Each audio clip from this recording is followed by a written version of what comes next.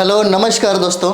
उम्मीद है आप सभी लोग बहुत अच्छे होंगे और पढ़ाई भी अच्छा ही चल रहा होगा। तो हम लोग बात करने वाले हैं, जो आप देख रहे हैं इस बोर्ड पे, इतिहास, कला एवं संस्कृति प्रारंभिक परीक्षा से संबंधित है।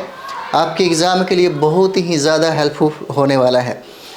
अगर हम लोग बात करें बीपीएससी टीचर जो 3.0 है, इसके लिए भी बहुत इम्पॉर्टेंट है। और बीपीएससी जो 70 बीपीएससी का तैयारी कर रहे हैं उन लोगों के लिए भी बहुत ही खास है। तो प्रश्न का कुछ डिस्कशन भी देखेंगे और बहुत सारे प्रश्न इसमें मिलेंगे आपको। जो पूछे गए सवाल हैं, जो पूछा गया प्रश्न है, हम लोग उसी पे बात करने वाले हैं। बीपीएससी ने कैसा प्रश्न पूछा देखते हैं हम लोग। देखिए पहला प्रश्न है यहाँ पे। पहला प्रश्न कहता है ज्योतिबा फुले संबंधित थे, है ना। ज्योतिबा फुले संबंधित थे किसे? देखिए पर्सनालिटी अगर आप पढ़ते हैं, अगर आप प्योर जो स्टूडेंट हैं कमीशन का, यूपीएससी और बीपीएससी का, तो कम से कम 30 से 40 पर्सनालिटी आप अच्छा से पढ़ लीजिए। क्योंकि जब तक आप व्यक्तित्व नहीं पढ़ते हैं, वहाँ से प्रश्न और वहाँ पे कॉन्सेप्ट और जो फैक्ट है उसको कलेक्ट करना आपके लिए बहुत मुश्किल होगा। जैसे ज्योतिबा फुले संबंधित है, ये प्रश्न पूछा गया है तो आपको ये समझना होगा, है ना। और ये जाति विरोधी आंदोलन से संबंधित थे, है ना। आंसर इसका सी हो जाएगा, जाति विरोधी आंदोलन से संबंधित थे ये, है ना। तो चलिए कुछ डिस्कशन हम लोग देखेंगे। हालांकि ज्योतिबा फुले के बारे में प्रश्न बहुत बार पूछा गया है ना। गुलामगिरी किसने लिखी, गुलामगिरी का मतलब क्या है, बहुत सारी चीज़ें हैं, ठीक है। तो यहाँ पे देखेंगे महात्मा ज्योतिबा फुले का जन्म जो है 11 अप्रैल 1827 को पुणे में हुआ था। 11 अप्रैल 1827 को पुणे में हुआ था और ये माली जाति से बिलोंग करते थे। इन्होंने पूरी जिंदगी अगर कहें तो जाति जो विरोधी जो भावनाएं जो ब्राह्मणवादी में ये चला हुआ था, उनका हमेशा पुरजोर इन्होंने विरोध किया।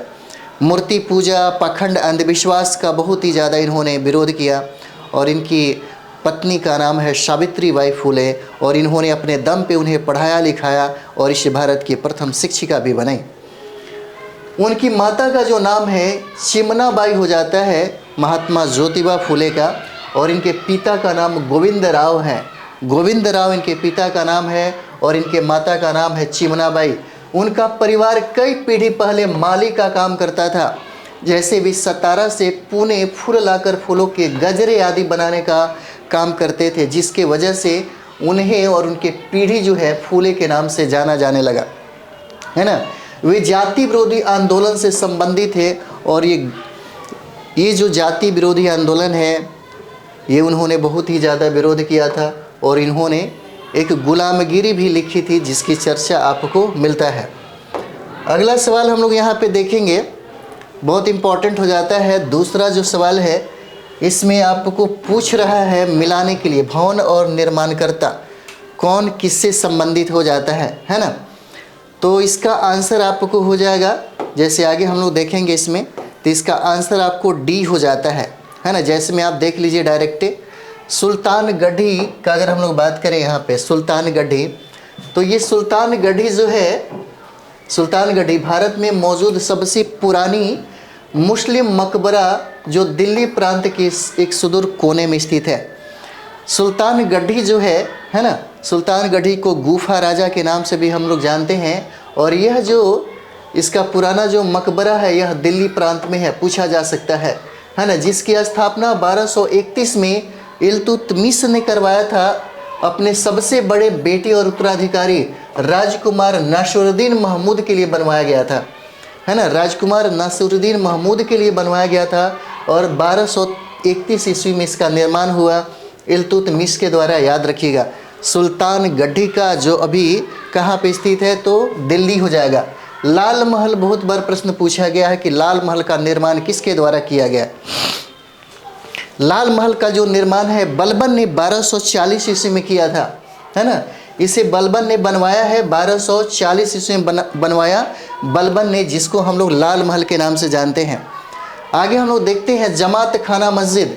जमात खाना मस्जिद की अगर बात करें हम लोग, तो 1315 से लेकर के 1325 ईस्वी में सुल्तान अलाउद्दीन खिलजी ने के पुत्र जो हैं, सुल्तान अलाउद्दीन खिलजी के जो पुत्र हैं जिनका नाम है खिजर खान द्वारा यह निर्मित है ना। और मस्जिद जो है निज़ामुद्दीन बस्ती दरगाह के बाड़े यानी कि निज़ामुद्दीन औलिया श्राइन कॉम्प्लेक्स में सबसे बड़ी संरचना ये हो जाती है जमात खाना मस्जिद, है ना। 2.5 दिन का झोपड़ा, बीपीएससी ने बहुत बार सवाल पूछा है 2.5 दिन का झोपड़ा, है ना। ये 2.5 दिन का जो झोपड़ा है बीपीएससी के द्वारा बहुत बार पूछा गया है, इसका निर्माण किसने करवाया? तो इसका निर्माण है कुतुबुद्दीन ऐबक के द्वारा करवाया जाता है 1192 ईस्वी में, है ना। और ये कहा जाए तो ऐबक द्वारा कमीशन और हेरात के अबू बकर द्वारा डिजाइन किया गया है। मस्जिद प्रारंभिक इंडो इस्लामिक वास्तुकला का एक उदाहरण हो जाता है और ये आपके लिए बहुत इंपॉर्टेंट है। चलिए आगे हम लोग देखते हैं यहाँ पे, यहाँ से भी प्रश्न पूछे जाते हैं।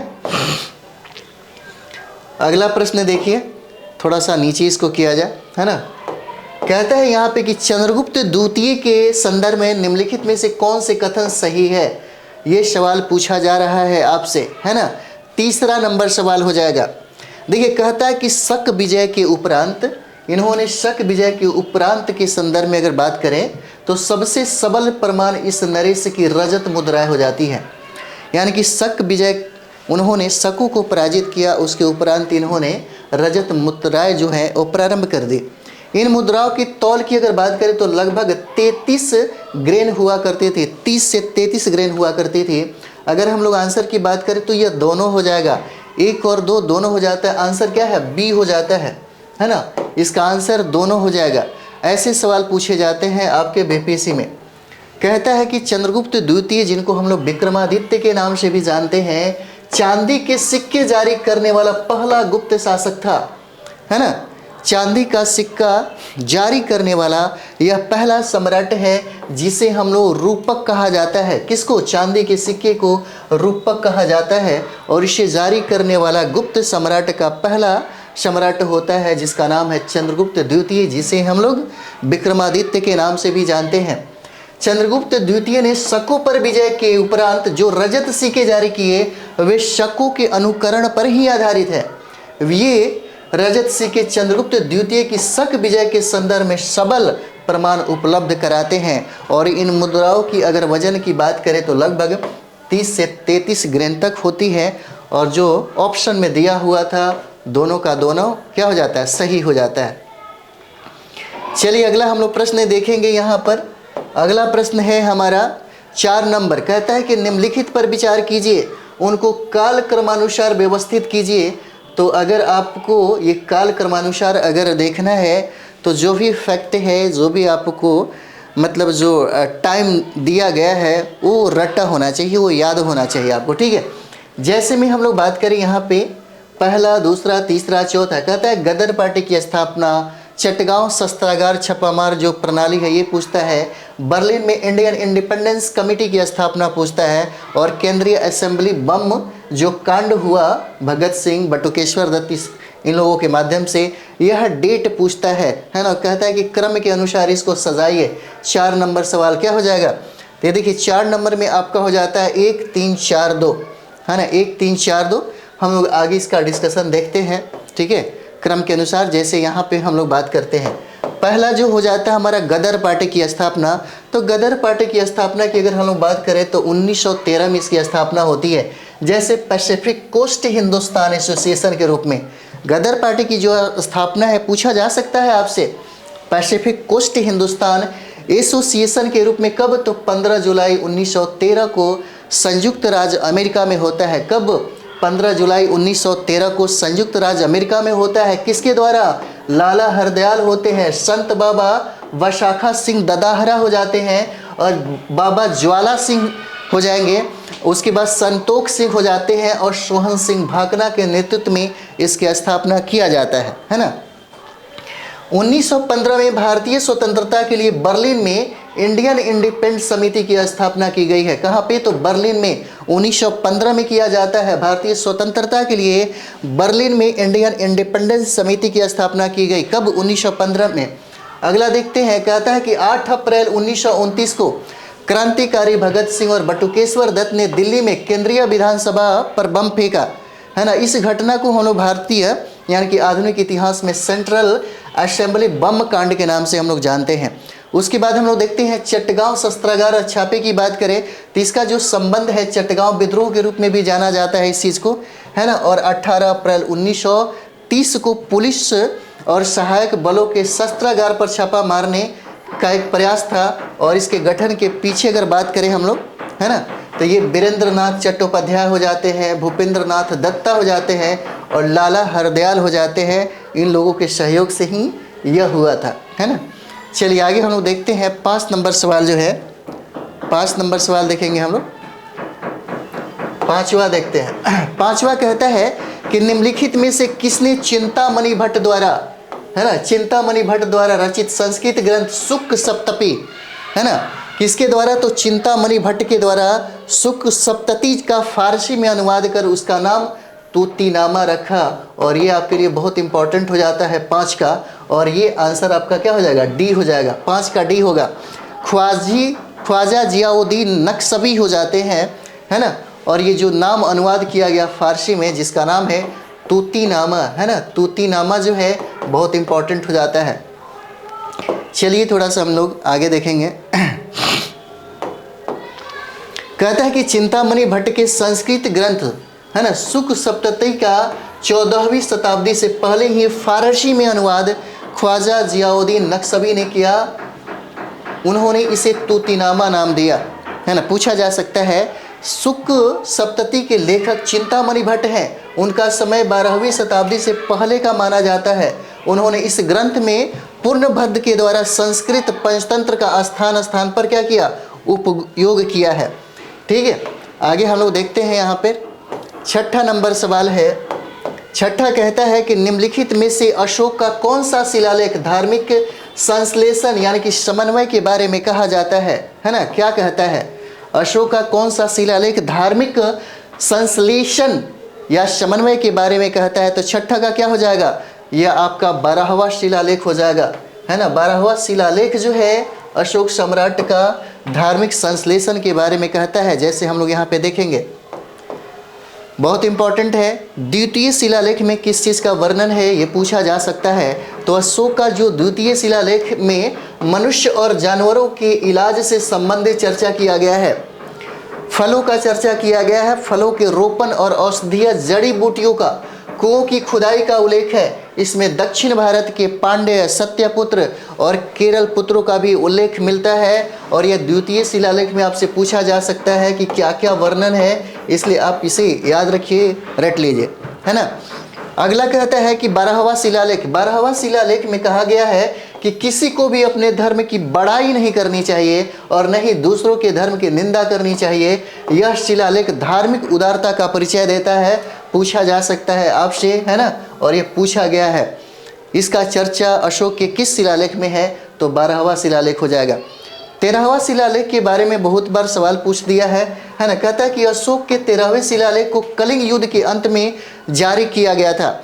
यह शिलालेख एक आक्रामक और हिंसक योद्धा से शांति और प्रेम का उपदेश देने वाले महान व्यक्ति बने अशोक के परिवर्तन की एक ज्वलंत तस्वीर पेश करता है। आगे 11वां शिलालेख है। अशोक के 11 शिलालेखों में धम्म की व्याख्या की गई है। इसमें अशोक ने कहा है कि धम्म जैसा कोई दान नहीं है। यह बहुत इंपॉर्टेंट आपके लिए हो जाता है ना। चलिए अगला सवाल हम लोग देखेंगे, 7 नंबर सवाल है। 7 कहता है कि अलाउद्दीन खिलजी के निम्नलिखित विजयों को काल क्रमानुसार व्यवस्थित कीजिए, है ना। अलाउद्दीन खिलजी का जो है यह बहुत इंपॉर्टेंट है, इससे बार बार यूपीएससी भी प्रश्न पूछता है ना। तो अलाउद्दीन खिलजी की बात करें तो यहाँ पे देखिएगा, कहता है कि रणथंबोर, गुजरात, चित्तौड़, वारंगल जो है 7 नंबर, इसका आंसर ऐसे सी हो जाएगा, 2, 1, 4, 3, है ना। 2, 1, 4 और 3 हो जाता है काल क्रमानुसार अगर हम लोग बात करें तो आगे हम लोग बढ़ते हैं, देखते हैं यहाँ पे अलाउद्दीन खिलजी की जो विजय हैं, याद रखिएगा बहुत इंपॉर्टेंट है आपके लिए। यहाँ पे हम लोग बात करें कारा की तो 1291 में इसको जीता गया, गुजरात को 1299 में, है ना। कालक्रम के अनुसार देखिए रणथंबोर को 1301 में जीता गया और चित्तौड़ को 1303 में, मालवा 1305 में और देवगिरी 1306 से लेकर के 1307 के बीच में जीता गया और वारंगल जो है 1310 में जीता जाता है। कम से कम इसे भी याद रखेंगे तो आपका प्रश्न बन जाएगा, है ना। आपका प्रश्न यहीं से बन जाता है। चलिए अगला सवाल हम लोग देखेंगे, इम्पॉर्टेंट है ये वाला। निम्नलिखित घटनाओं पर विचार कीजिए और उनको काल क्रमानुसार व्यवस्थित कीजिए। अगर इसका बहुत सारा फैक्ट है, अगर आप याद भी रखते हैं तो बीपीएससी में आने वाले जो प्रश्न हैं वो बनने की संभावना आपसे हो जाएगा, है ना, कम से कम याद रखना चाहिए। 8 नंबर सवाल देखेंगे हम लोग। तो देखिए कहता है कि मुदकी का युद्ध कहता है, पुर्टोनोआ का युद्ध कहता है, शुक्करखेड़ा का युद्ध कहता है, बेदरा का युद्ध कहता है ना।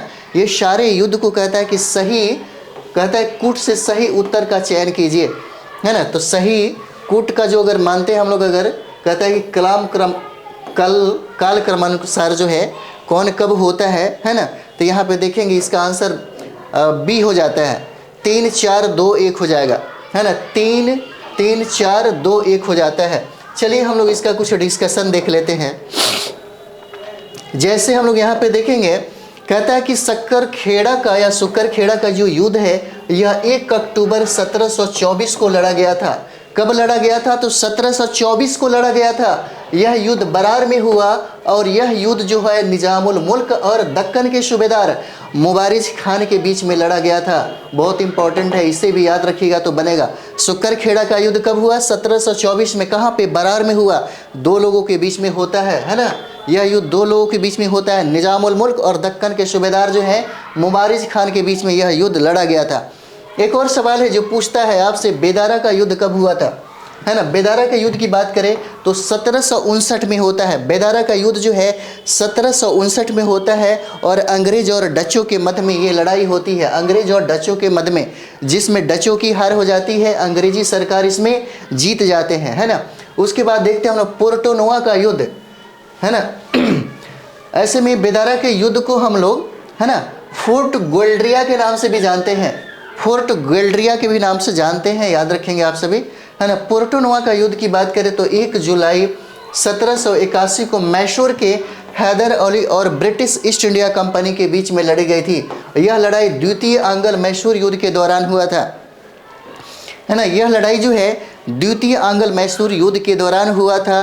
पुर्टोनोआ का युद्ध याद रखिए। मुदकी का युद्ध जो है 1845 में होता है। कब? 18 दिसंबर 1845 को होता है। ईस्ट इंडिया कंपनी और सिख खालसा सेना के बीच में लड़ी जाती है। यह लड़ाई प्रथम आंग्ल सिख युद्ध के दौरान लड़ी गई और 4 छोटी लड़ाइयों में से पहली लड़ाई इसको हम लोग मानते हैं, है ना। चलिए अगला सवाल हम लोग देखते हैं।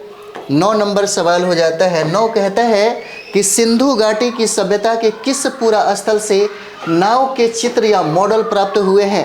9 नंबर सवाल क्या हो जाएगा? मोहनजोदड़ो और लोथल से नाव के चित्र मिलते हैं। मोहनजोदड़ो और लोथल से प्राप्त होते हैं, है ना। चलिए आगे हम लोग देखते हैं, इसका डिस्कशन देख ले। कहता है यहाँ पे कि सिंधु घाटी सभ्यता के मोहनजोदड़ो, है ना, और लोथल जो है पुरा स्थलों में से नाव के चित्र या मॉडल जो है ये मिले हैं। देखिए पूछा जा सकता है कि मोहनजोदड़ो में मिली मोहरों पर नाव का एक मॉडल देखा जा सकता है, वही लोथल से नाव के मिट्टी के मॉडल मिलते हैं। लोथल की बात करें तो गुजरात के खंबात की खाड़ी में है ना, और यह भोगवा नदी के किनारे है ना, यह पूछा जाता है। और भोगवा और साबरमती नदियों के बीच में यह स्थित है। चलिए आगे देखते हैं हम लोग। 10 नंबर सवाल है हमारा। 10 कहता है कि प्रथम अंतरिम राष्ट्रीय सरकार की घोषणा की गई थी। कब किया गया था? 10 नंबर सवाल। तो ये हो जाता है 25 अगस्त 1946 को। आंसर डी हो जाएगा, 10 का डी हो जाता है ना, 25 अगस्त 1946 को। आगे हम लोग देखते हैं इसमें। कहता है यहाँ पे कि भारत की पहली जो अंतरिम सरकार की घोषणा हुआ वो 25 अगस्त 1946 को किया गया और 2 सितंबर 1946 को देश के संक्रमण की निगरानी के लिए भारत की अंतरिम सरकार का गठन भी किया गया। कहा जा रहा है कि यह सरकार 15 अगस्त 1947 तक रही, जब भारत को आज़ादी मिली और वह पाकिस्तान और भारत में बट गया। पंडित जवाहरलाल नेहरू के नेतृत्व में 2 सितंबर 1946 को देश की पहली अंतरिम सरकार का गठन होता है ना। चलिए आगे हम लोग देखेंगे। अगला सवाल 11 नंबर है।